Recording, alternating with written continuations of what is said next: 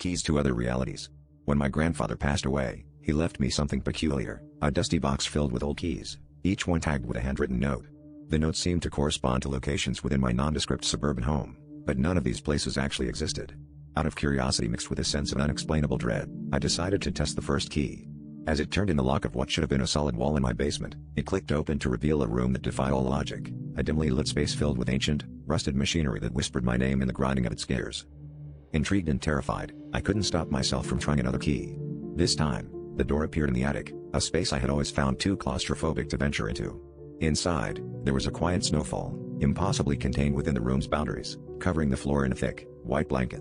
The air was freezing, and as I stepped inside, the soft crunch underfoot was accompanied by the distant sound of children laughing, a ghostly echo from a winter scene that didn't belong in my world. Each key I tried unveiled a new and disturbing reality.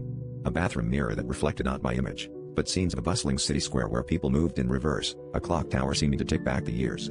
A cupboard in the kitchen that opened to a never-ending staircase spiraling downward, the air growing colder with each step I dared to take. It became clear that these doors were not simply portals to other places, but glimpses into worlds where time and space were distorted, taunting my understanding of reality.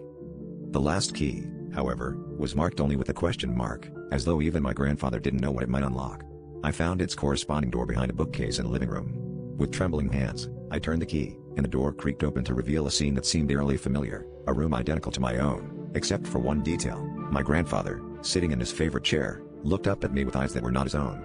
As he began to speak, his voice layered with a dozen others, I realized the chilling truth, that these doors weren't just opening into other worlds, but potentially letting those worlds into mine.